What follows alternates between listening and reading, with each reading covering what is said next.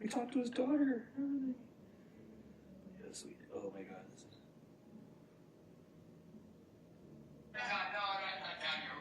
This girl's too young.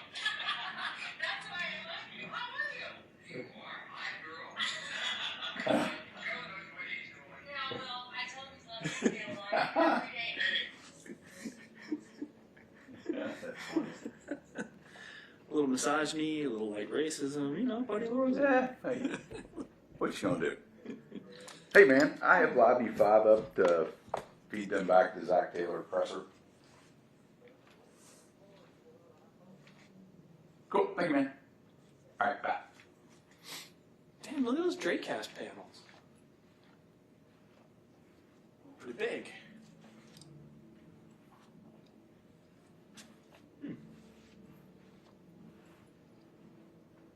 All right. Plop my ass down here for a while. Zach won't be in here till 1.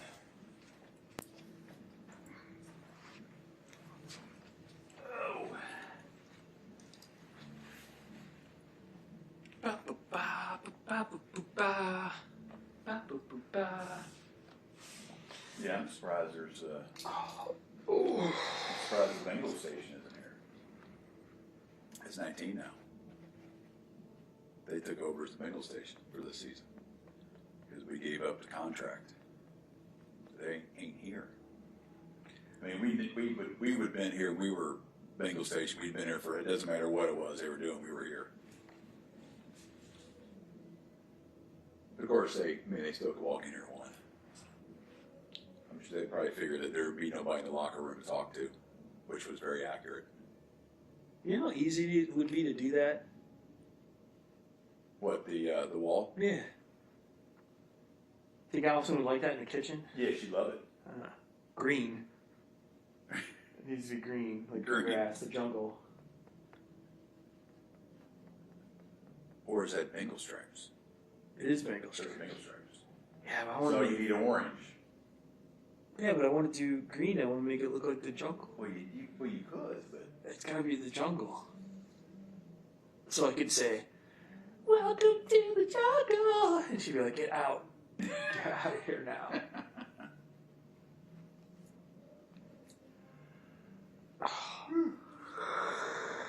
get this done. I'm hungry.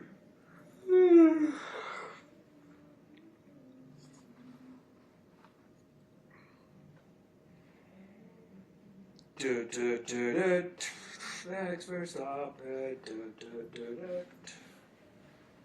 They should be done with practice right now. Who's practice? F1, first practice. Oh, yeah, first practice. Yeah, because the race is what, 11 o'clock on Sunday? Something like that? FP1. Let's see what we're doing.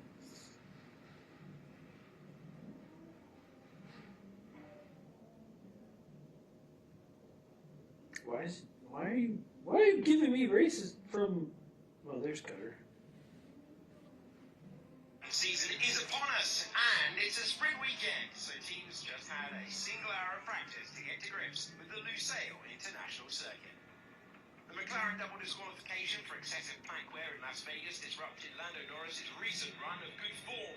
The sparks flew in the Neon City and were evident once again under the desert skies. Yeah, no leaving shit. a bright trail behind him as the Woking team tested the ride height limits. Norris also went wide, exiting turn 5, rumbling over the curves. Oh my God, he has no downforce now. He can't drive.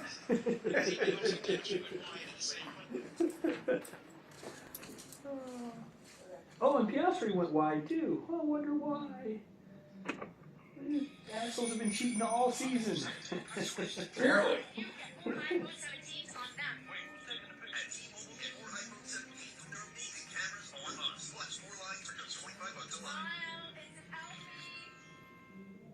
Plays both the Pioneer lost valuable points last weekend. The Aussie driver is now level with Max Verstappen in the Drivers' Championship. Both are just 24 points behind leader Norris. My theory is Max and Oscar are going to finish ahead of Norris. Because Norris is going to get inside his head, and if he doesn't have the grip, he's going to wreck the car. going to lose points. Or he's not going to end up on in the points.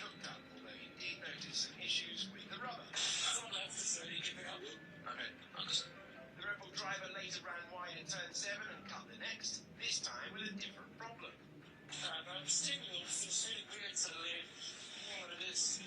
The Dutchman has won this race twice, including the last time we were here, and he holds the track lap record, set when he took pole 12 months ago. He felt blocked by Pierre Gasly at one point, and Mercedes rookie Kimi Antonelli thought he was impeded by the other LP, driven by Franco Colapinto. After the Norris disqualification, That kid's going to be one to watch. with a double podium last time out, although Kenny Antonelli? Yeah. Yeah, that kid's going to be good. Give him a few years. I love that Max is kind of taking him under his wing. Yes, I do too. Yeah, he's. May see a little bit of himself in him, you know? Yeah, well, yeah, because Max is that age he started. Yeah. Turn 16 was another complaining about a technical issue. Teammate Lewis Hamilton took to And the ground. everyone hated him when he started at 17. Oh, yeah. Conference this season clearly won't forget. But, you know, Kimmy,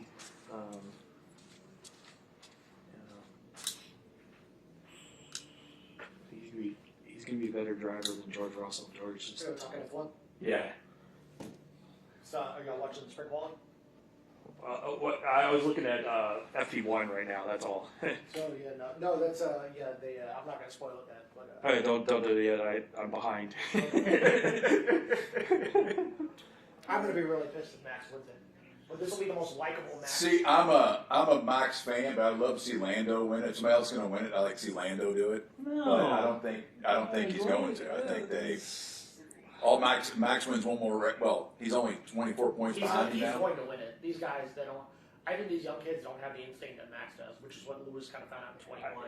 Yeah, He's got that cutthroat, and the car is better now. yeah. And McLaren's already having trouble because of the changes they have to make with the plank wear they had. Right.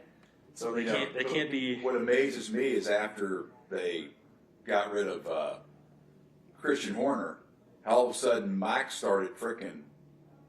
I mean, he was competitive again. Like it was just, I don't know what the deal was, but it's like I think the team I don't was know, starting to Horner work was- together. There was no if they're- headbutting on. if No. it was just shit going on with that and they were just distracted, what? And like all of a sudden Max started coming on strong again. When I think it might just be as simple as they had good upgrades. Yeah. yeah, it could have been. Yeah, And then the McLaren just hasn't been as strong as it was earlier in the year. But, I mean, there's still too much of a disparity between that first Red Bull car and the second Red Bull car. I mean, the Racing Bulls are infinitely more consistent. yeah, they are. Week to week. And you can get, you can get Hajar and Lawson. You have better odds of getting both those guys in the top 10 than you do getting Yuki and Max in the top 10. Yeah, So something is just, I always liked Yuki, but he just can't handle that car. nobody can. Yeah, yeah. Well, yeah. I mean, Checo's the only one who came close. well, yeah. He won Monaco a couple of years ago as the second car, and he was good. Well, that 1 year they finished 1-2 in the points. But Right. Well, that's when they were just dominating everybody. yeah, they dominated everybody. Yeah, Oh yeah, no, that's not going to happen now. So no. yeah, I wonder if Oscar could have maybe put his elbows out a little bit more because they prefer Lando so much. Yeah. And I think that's a problem. He just does not get the same treatment that he needs to be treated like a 1. So. Well, Zach Brown said there is no 1-2. They're both equal. And That's fine, but then do that in reality. do it in reality, right? Stop Exactly. giving Lando secretly preferential treatment. Yeah, And yeah, so I think that's just ridiculous. And I think that messes with his confidence a little bit. Yeah. So, yeah. Oh, yeah, it's going to. It's all in his head right now. These last, it's his to lose. Yeah. Lando. Oh. If Max comes back and wins this year, that's catastrophic. Oh, yeah, That's because a bad McLaren show. was so far ahead. It's like it was their race to lose. Did any other players go through and talk? I mean, Hobson's talking to Trey, but nobody actually. Oh, talked. Trey's in there? Yeah. I don't think it's an interview. I No, think it's but- him small talking with him. Yeah. Yeah, he said he didn't want to. What? You might Chris have said he back didn't want vocal to exact. I was like, interview or. I Yeah, I don't know. He usually doesn't talk. Okay. He did. There was, back after he re-signed, he talked. I was shocked. I think I've shot maybe, and I shoot locker room a lot since he's been here. I think I may have shot an interview him 2 times. He just doesn't talk. If you don't want to talk, I respect that. It's like, but don't, Played Spartan today. Funny, I didn't. I so don't really know what the word Spartan means, but then I put the context together. Just slim. Yes. Minimalist. Whoa. Yeah, unique sounds actually. Yeah, it's kind of somebody. Usually we were walking for about 2 minutes. Trey was still trading that. We were discussing how our shared birthdays coming up. Hey, this is Cincinnati. We're going to have Zac Taylor in our news conference room here in a couple minutes.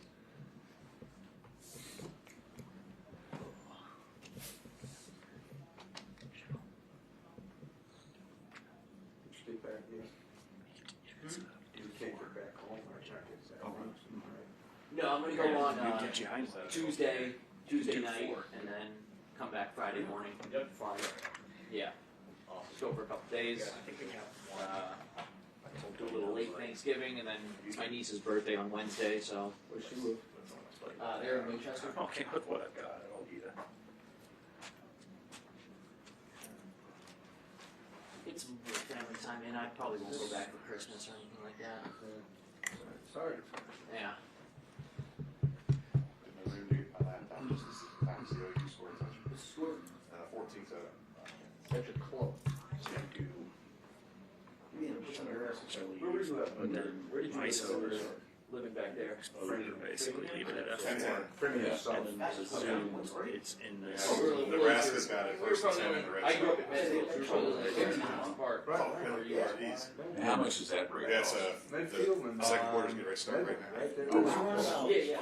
6 or 7K. Yeah, the guy who comes Yeah. has been coming out. Cowboys ever. For I think you can get this just the body for about 3,000 or 4,000. Oh, really? Yeah, that's the same chip. That's where, who was the baseball So player? big ass. We were talking, Sweet. since, Sony's not Did supporting you these spot? games anymore. Like Bobcats spot? Oh, wow. John Greenberg was tweeting Um, video.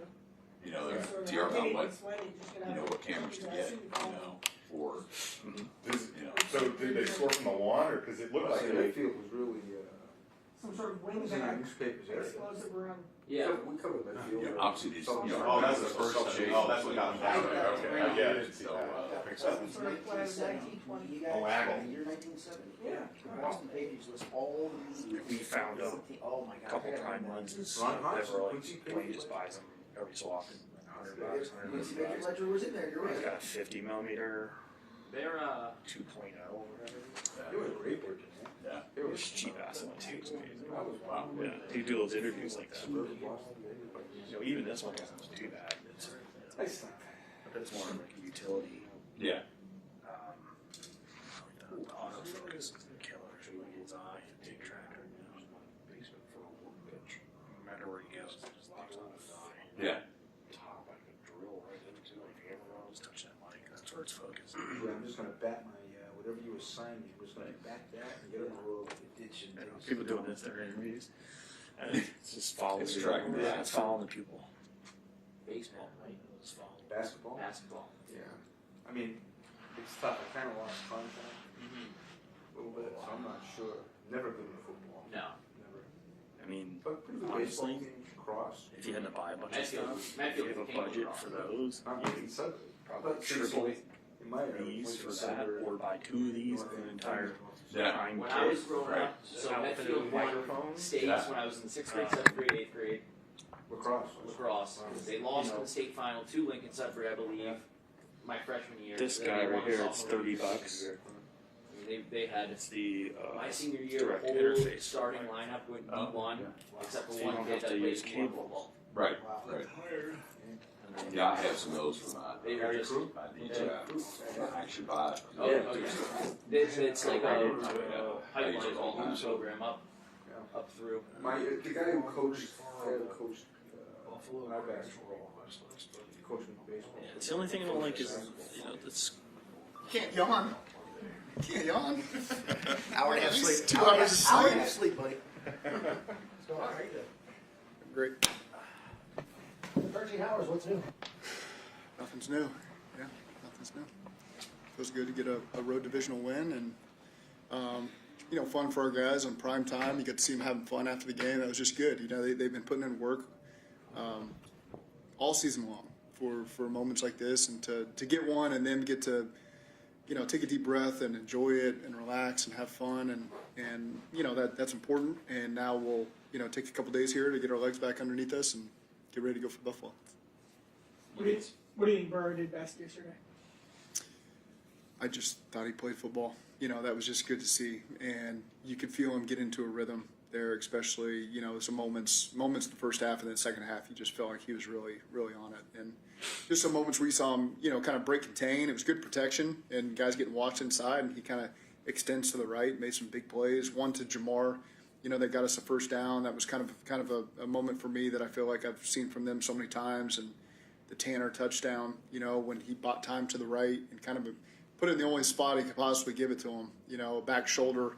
Tanner made a great catch, but really the throw was about the only spot you could put it. So I just think, he found a really good rhythm, and it was good to check that box and play the game and now get back to business. You're 4-8 at this point last year, too. Is there anything you can parallel about staying in the process like you did last year, and that there's always hope? Can you use those things from last year as any kind of a lesson or any kind of a learning tool? I mean, we have been in this exact same situation. Not something we really plan to play into. We just truly have to take it one game at a time. But I think our guys understand. Like I've never felt like I have to pick them up. Like guys are straggling and not giving their best. I haven't felt that for 1 second. And I think the proof is in the pudding right there. When you travel on a short week and get the result that the guys put on the field, I think that shows what these guys are made of. And we have high expectations moving forward. And you just have to take it one game at a time. Coach, I just wondering, after you saw the tape and how Baltimore played you, and I just wondered if you thought that was maybe one of the best games your offensive line has played around the road in the division. I mean, it just seemed like a kind of big moment for them. Yeah, I think they've gained great chemistry, particularly over the last several games. They've protected well. The one sack we had was really, as much as anything, it was a corner blitz. That was, formationally for me, part of the problem, hard to see. So, really they protected all game, didn't give up a sack in my mind. Versus a team that's going to bring a lot of different looks. And so there was a lot of problem solving that had to take place there on some of those known passing situations that I thought our coaches did a great job with the plan. The players understood the plan. They executed it. We got some big plays out of it. But to your point, I think the line has done some really good things for us. Some of those runs, we're running the ball at the end of the game. Everyone in the world knows we're running, so it's pretty hairy in there, tough looks, and they still found ways to create some movement and give us opportunities. And really proud of the way that those guys have stepped up for us. I mean, that might be one of the best 4-minute drills you guys have ever had. Really, I liked the one we had there in 21. Finished with the Samaje run. Yeah, that was a good one too. I'm not going to put it up there as the top one, but those are tough situations where you got to find yardage, and they did a good job of that. Did they give? It seemed like it was. I know you said they zero blitzed. I guess on those 4 straight times on the goal line. Yeah. Joe said they didn't really zero blitz after that, but it seemed like they were bringing people. Well, that's more low red zone. We weren't really in the low red zone after that, so that's a little bit unique for them. Not unique for them, but that's in the low red. That's kind of what you have to expect for them, and it can be hairy. And we've obviously had issues in the past, right there in that same spot, same end zone. So we've always got to look to find ways to do a better job there. But I thought the touchdown to Yoshi, was a pressure look that we talk about a lot, and guys stepped up there and executed perfectly. Samaje did a great job scanning across. Joe sat there with excellent poise and saw the coverage and made the throw to Yoshi. A lot of big plays by the defense, obviously. But you go back and watch the film, the play Jordan Battle made to knock the ball. Where does that kind of stack up with all those plays in that game? Based on time of game, it would have been 14-3 if they scored there, and then just bad play to begin. And it's huge. That's huge, and it's just that's tremendous effort. by Jordan on that play, and just to not give up. And really, I think there was 3 guys almost involved there. I know JD was one of them, if I remember correctly, of all trying to get in there and slow him down and give him an opportunity to knock the ball out. And those are plays we show every Friday. You know, we show our defense finishing those plays, usually with possession of the ball, like Gino had last week, through the end zone and scoring and showing how devastating that can be if that happens to you, so let's not happen to you. And our guys kind of buying into that and making sure they can find a different way to experience that moment where we knock the ball out instead of scoring. And so that was a huge play, huge momentum change. You're right, the game could maybe go in a different direction if they had that momentum at home. And so that's a big play for us. I was going to say, I can't remember which, it was the Thursday night game, the 1917 game. You guys had the down at the goal line. You kind of ripped up your red zone plan after that. That was earlier, I think it was a week 5, but anything off of the red zone woes in this game that you think could lead to taking a different look at maybe what you guys do now? No, they're always tough. They always present difficult down there. And we scour the tape and come up with a plan we really like, and it's just difficult, you know. So it didn't come our way on that one, and we'll keep working to be good in the low. We've been really good in the low red zone this year, really good, and so we're not going to change anything from what we're doing. But obviously, you know, I was talking game to game, different defenses present different challenges, and they got us on that series, and you know, 2 weeks from now we'll play them again and give them another opportunity. With the night like the defense had yesterday, and then, you know, closing the game out like you did, you know, in the games that you lost, you talked about just finding a way to close the game out, just get a win. How much can that momentum build off of a night like that as you guys try to stack these wins on through the rest of the year? It can.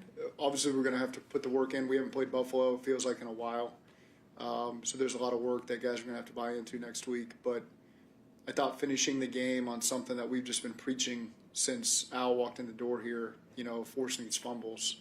And so for JD and DJ to finish the game the way they did on defense, the series before their final 3 plays or whatever it was, I thought was just a big moment for us. It's something we've been preaching. We've been working like crazy. We've said it's going to come. You just never know when that dam's going to break. And so to finish the turnover day like that, with the guy punching the ball out, ripping the ball out, DJ picking it up, I thought that was a big moment for us that we got to capitalize on. The guys have now seen it. Okay, this stuff's paying off for us, and it's fun when it happens, and it can change the games. And they've been buying in, but now to see the payoff, I think, gives a lot of confidence to them and our team moving forward. Over the last few weeks, especially on third downs from the defense, I can think of a few, like pressure looks, simulated disguises, all that kind of stuff. Have you found Al in a spot where, as the young guys get more experience, he's able to dial some more stuff up? I think so. I think that's the best way to put it. I thought Al did a great job mixing it up with bringing it and bluffing it and trying to keep them off guard as best as possible. But you're right, now that this group of guys has now played more and more snaps together, you're able to start to blend some of that stuff in and put more on their plate, and they've handled it really well. How did you kind of know they were ready for that and clearly it worked out? That's been integrated these last couple of weeks, and so, you know, you got to see more about last night. And then just as a play caller, what kind of challenges does it create when, you know, you'll have like Chris Jenkins dropping back and, you know, or like Miles ends up against a tight end? What kind of challenges? Yeah, I mean, that's a numbers challenge, you know, so when putting that many guys on the ball, you can't always get the matchups you want in protection. Oftentimes you have to just account for the numbers. And so then when they bluff it, you're going to get big guys on little guys. And that's just, there's no other way to cut it. If you're going to do it a different way, then you're going to have free runners coming in A and B gaps, and you don't want that either. So, again, I thought it was a good plan in place. Our guys believed in it. They executed it. They did it the right way. They weren't hitting the same gap. You know, they were hitting different gaps and making sure we were stressing them, and you were getting free runners. And it's fun to watch. Did you get to indulge in any of the turkey after the game? I had one piece of it. It was a little spicy. Not totally my style, but you know, one of the players gave it to me in the locker room after the game, and I thought, you know, what the heck? It's Thanksgiving. You get a chance to eat Thanksgiving turkey in a moment like that. You know, something that you kind of reflect back on. You know, you've watched these games your entire life on Thanksgiving, and I've been fortunate. I've played in a ton of Thursday and Friday games dating back to Nebraska and A&M, and now here, and you know, so my childhood really goes back to before I was in college, watching all these games, and so I had to experience that. Just even if I didn't love it, I called it chicken, actually. I said, somebody give me a piece of this. That's where my mind was at that moment. But it was fun experience for all our guys. How sore is Burrow today? I don't know. I haven't talked to him today. Okay. What happened with Jermaine on Friday? We saw him pop with the ankle. Did it get hurt at practice? Yeah. Okay. Yep. What's his status moving forward? We'll see. Probably week to week at this point. Other than patience, what was sacrificed with the 5.5 hour plane delay? Like what would you guys have done had you got to Baltimore in time that you weren't able to do? Nothing. Nothing. Nothing. No. We usually, on a day like that, it's been so much. We keep these guys on Tuesday night because it's a short week. That's just been the process we followed. And so to come back, and they do a ton on Wednesday as well. And so usually I like them to get to the hotel on Wednesday night and just have time to yourself to decompress. And then we come back Thursday morning again and meet. So it didn't affect anything from a preparation standpoint.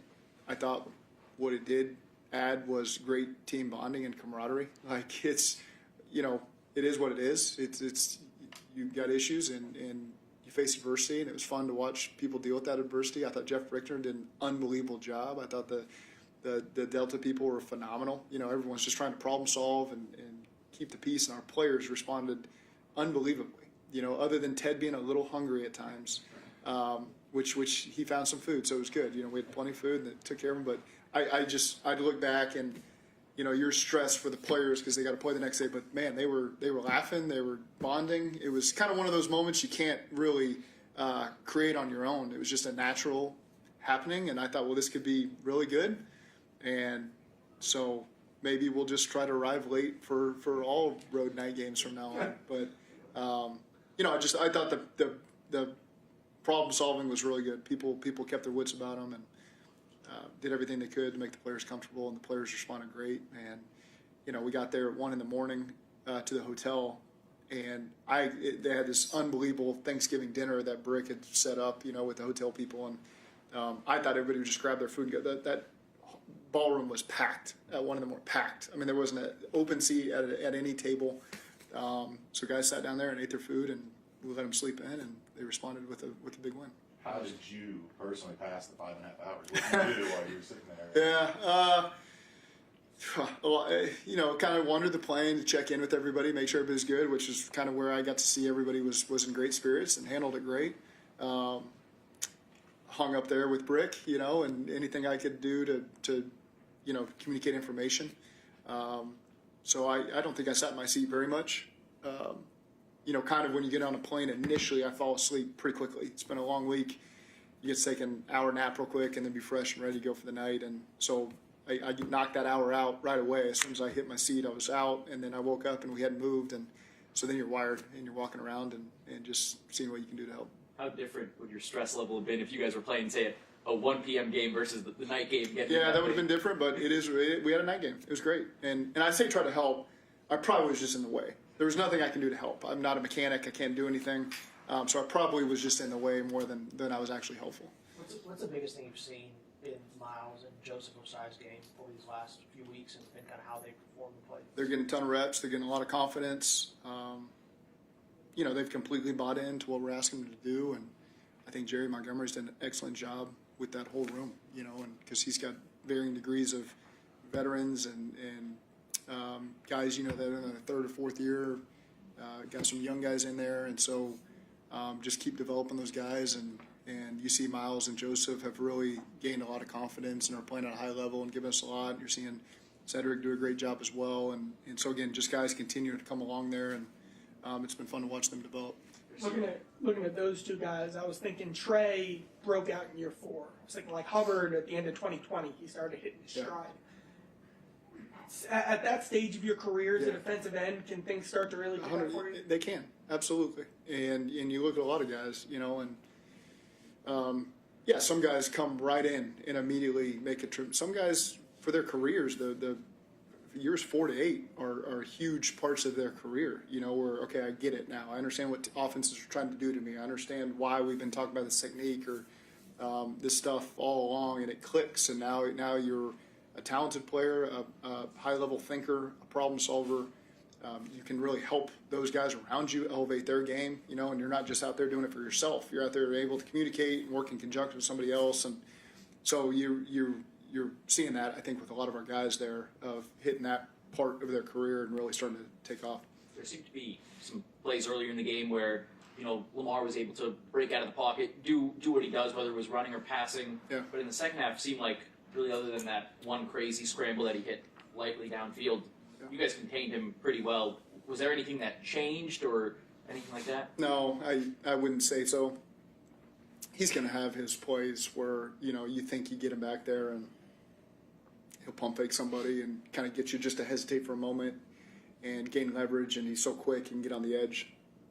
So that's going to happen. That happens on every tape you watch with him. But I think our guys did do a good job of trying to box him in there, keep him in the pocket, force some difficult throws, and then obviously get some hits on him and create some turnovers and get some sacks and create a lot of momentum for us. When you saw the schedule come out, you saw Baltimore, Buffalo, Baltimore. What was your initial reaction at this point of the year? I mean, it's every team you play is good, and so not much thought goes into that. It's you're looking at every team on the schedule and you think this is gonna be a tough game. So I don't put too much stock into the perceived. Okay, you got these 3 great teams in a row. We feel like every team you got is such a challenge that you don't have to worry about that. Getting a win like that y'all got last night at the start of a stint like this, does that do anything mentally for you? I just think winning does something mentally for us. It's you're putting your heart and soul into this thing every single week and not getting the results you want. And so to be able to wake up the morning after a game with a good feeling is does a lot for you. It's just creates great energy when you walk in the door. And I commend our guys and our staff. They've been positive throughout this whole process. It's been frustrating. It's been difficult. It's challenging. Trust me. I mean, there's frustration all around from anyone who follows our team. But for us, you got to wake up the next day and go back to work and pick up the pieces and find a way to come back. And these guys have just kept fighting. So to get a huge win, I mean, Jay's probably got the stats on the road divisional Thursday night wins. It's not good. But to be one of the positives in that statistic going forward, any idea what it is off the top of your head? In the AFC North, it was 10 straight losses for third red team on Thursday night and 2-18 all time. There you go. That's great. So 3-18 all time? Yeah. Yeah, very good. So happy to be a part of that statistic. Realizing it's 9 days away, is there a level of optimism that Trey could play in Buffalo? We'll see. I think we'll just keep taking it week to week. Going back to Miles, there was, and the Lamar scrambling, there was the one, I think it was fourth quarter, 3rd and 5, and he kind of chased him down to the sideline, only had a 1-yard gain. How, for a defensive end to run down a guy like that, how freakish is that? Yeah, a tremendous athlete. I thought the pursuit was great. Anytime he did get on the edge, guys really pursuing and trying to minimize the damage there. But that was a great effort by Miles. There was a lot of good examples of that from our guys of just doing a great job with their leverage. For the most part, when we had opportunities to get guys on the ground, we did. I think Henry had the one run early in the game for the touchdown. They had the big catch, where we just took poor pursuit angles and they got a big play. But I thought for the most part our leverage was really good, and when we made contact with guys, we got them on the ground, and that was huge to minimizing their drives. Going back to Osai, he kind of had a breakout deal in 22, and then has it been more just health with him? I mean, or has it been other stuff? Well, I think early in his career, certainly. But Joseph, I thought he finished last year on a really high note, and we wanted him back. He brings great energy in the building, loves football, plays with a high motor on every single snap. Guys really respect him in the locker room, and so I'm happy to see him, kind of find a rhythm here and give us what we need. All right, thank you. Get to watch Nebraska? Yeah, I was watching a minute ago. Down 10-7, I think. 10-10 last I saw. Me and Jerry share a wall. His son's starting linebacker at Iowa. Oh, okay. Yeah.